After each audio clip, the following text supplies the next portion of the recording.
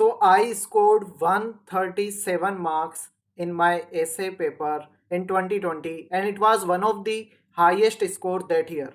And in this video, I will tell you the mistakes which people make in writing essay and how to brainstorm essay in just 10 minutes so that you can avoid those mistakes and score above 140 marks. And इस video को बहुत ध्यान से देखना, बिना storming करे, बिना इसको सीखे अगर आपने ऐसे राइटिंग करी तो आपको बहुत बुरा रिजल्ट दिखेगा। काफ़ी बार अभी के टाइम पे 78 तक भी मार्क्स जा रहे हैं। Now here is my brief introduction. My name is Satyajit Panchal. I have the experience of 3 IAS interviews and इस वीडियो में मैं आपको ऐसे के ब्रेन स्टॉर्मिंग के वो फ्रेमवर्क्स बताऊंगा जो मैंने मेरी पिछले इतने सालों की जर्नी में सीखे हैं। वो 10 फ्रेमवर्क्स आपकी पूरी ऐसे प्रिपरेशन को चेंज कर देंगे। और अगर आपको फ्री यूपीएससी गाइडेंस चाहिए तो उसका लिंक पिन कमेंट में मैंने दे रखा है, उसको जरूर से चेकआउट करना। नाउ सबसे पहली चीज है never start writing, start exploring. देखो ऐसे में सबसे बड़ी दिक्कत क्या करते हैं एस्पायरेंट, जैसे ही वो टॉपिक देखते हैं तो वो इमीडिएटली लिखने लग जाते हैं। आपको लिखना नहीं है, आपको सोचना है। ऐसे में 1000 वर्ड्स से लेके 1200 वर्ड्स तक की लिमिट है। अगर आप सोचोगे नहीं तो आप अच्छा नहीं लिख पाओगे। एक आर्किटेक्ट की तरह सोचो, कैसे वो मकान बनाते वक्त उसके अलग अलग एस्पेक्ट को देखता है, किचन कहाँ होगा, ये सारी चीजें देखता है। तो वैसे आप सोचो, वो मैं आगे बताऊंगा कैसे सोचना है। 360 डिग्री माइंड मैप टेक्निक, इसमें आप देखो अधिकतर गलती क्या करते हैं, हम पैराग्राफ के हिसाब से सोचते हैं। पहले पैराग्राफ में ये लिखेंगे, दूसरे पैराग्राफ में ये लिखेंगे। हमें ऐसे नहीं सोचना है, हमें पहले डायरेक्शन क्लियर करनी है। पहले के जो 10 मिनट है उसमें डायरेक्शन क्लियर करनी है। फॉर एग्जाम्पल आप एक सेंटर पे टॉपिक लिखो और फिर जितने भी आइडियाज आपके माइंड में आ रहे हैं उनको इस तरीके से ऑर्गेनाइज करते जाओ। और अगर आपको डायमेंशन नहीं पता तो किसी भी टॉपिक पर इंडिविजुअल लेवल पे सोचने की कोशिश करो, सोसाइटी के लेवल पे सोचो, इकोनॉमी, एथिक्स, एनवायरनमेंट, फ्यूचर, ये सारे डायमेंशन के बारे में सोचो। और ये जो 3 डायमेंशन है ये सबसे ज़्यादा इंपॉर्टेंट है। एथिक्स में भी इनका यूज कर सकते हो, बहुत ज़्यादा फायदा होगा आपको। ठीक है, इसके बाद में आपको ये वाला फॉर्मूला लगाना है, why, what, how and what next. देखो कई बार फिलोसॉफिकल टॉपिक्स आ रहे हैं अभी के टाइम पे, तो बहुत ज़्यादा आ रहे हैं। तो आपको पहले देखना है कि वो जो फिलोसॉफिकल क्योट है वो क्यों कहा गया होगा। ठीक है, जब आप इसके बारे में डिस्कस करो पहले, फिर आप उसको रिलेट करो अभी हो क्या रहा है, क्या इश्यूज आ रहे हैं, और फिर आप बताओ क्या इसको सोल्व करा जा सकता है। और फिर फाइनली फ्यूचर ओरिएंटेड बताओ, आगे क्या आप देख रहे हो, क्या विजन है आपका। ये कंक्लूजन में बहुत ज़्यादा हेल्प रहेगा और ये इंट्रोडक्शन में आपकी बहुत ज़्यादा हेल्प करेगा।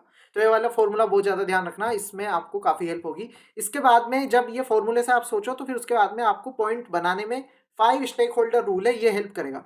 देखो कोई भी इशू अगर नेशनल इशू है, ठीक है, जैसे urbanisation, education, infrastructure, ethics, morality, technology, तो उस पर आपके citizen, government, business, environment, future generation, ये वाले डायमेंशन आप सोच सकते हो। इनके अराउंड आपको पॉइंट्स मिल सकते हैं। हमेशा पेसल के ऊपर नहीं सोचना है। ये वाला फॉर्मूला इतना ज़्यादा यूज हो रहा है कि अब इसको जो यूज करता है उसके नंबर आते ही नहीं है। ठीक है, और इन्वायरमेंट, फ्यूचर जनरेशन, ये बहुत ज़्यादा इंपॉर्टेंट है, यूनिक पॉइंट है, इनका आप यूज़ करो ज़्यादा से ज़्यादा।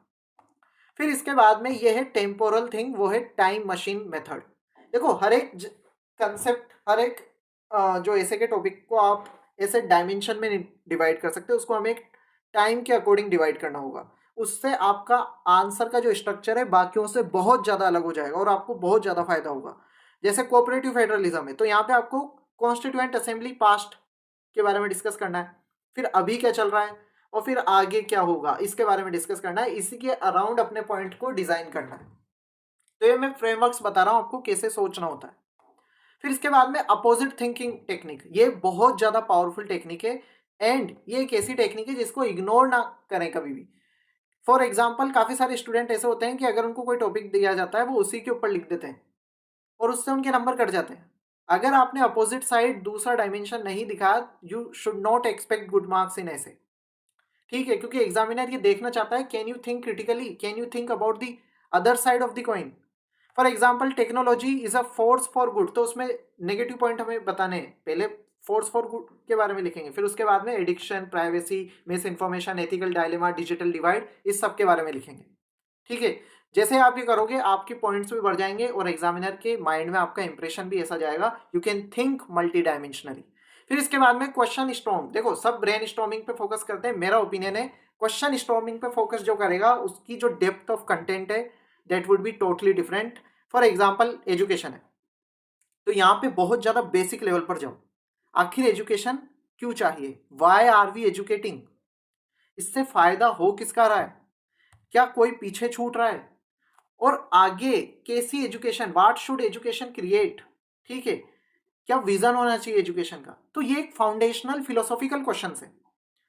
अब कोई भी टॉपिक आ जाए अगर उस पर आप इस तरीके से सोचोगे तो आपके पास में ऑटोमेटिकली गुड पॉइंट्स आ जाएंगे। पहले से बहुत सारे पॉइंट तैयार करके देखो, जीएस में आपका ऑलरेडी नॉलेज बेस तैयार हो जाएगा, वहां पे इस तरीके की थॉट प्रोसेस की जरूरत है। टॉपिक कोई सा भी आए ऐसे सोचोगे आपको पॉइंट मिल जाएंगे। इसके बाद में वन डायग्राम रूल, देखो इसमें क्या करना है, ऐसा सच कोई डायग्राम मैप कभी भी नहीं बनाना है ऐसे में।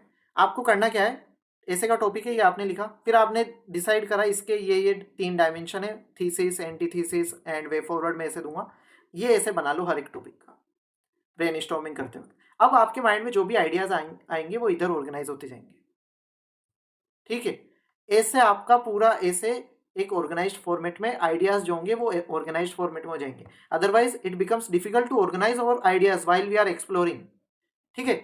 फिर इसके बाद में यूपीएससी ऐसे का नया ट्रेंड क्या है, तो नया ट्रेंड बड़ा सिंपल है, इंटरडिसिप्लिनरी अप्रोच चाहिए, एथिकल रीजनिंग चाहिए, गवर्नेंस पर्सपेक्टिव, यानी कि आपको सेकेंड एआरसी एआई का कैसे यूज हो रहा है इन सारी चीजों के बारे में डालना है अपने पॉइंट्स को, और फ्यूचर ओरिएंटेड सॉल्यूशंस देने हैं। अब डेकोरेटिव लैंग्वेज लिखने से आंसर नहीं मिले, क्योटेशन लिखने से नंबर नहीं मिलेंगे, आपको कनेक्शन बिठाने होंगे, ठीक है। ओवरऑल मेरे ओपिनियन में बिगेस्ट ब्रेन हैक क्या है ऐसे का जिसने मुझे हेल्प करा, जिस तरीके से मैं हमेशा ऐसे को अप्रोच करता हूं, वो है कि हमें ये नहीं सोचना हमें क्या लिखना है, हमें ये सोचना है कि कितने तरीके से हम इस टॉपिक को देख सकते हैं।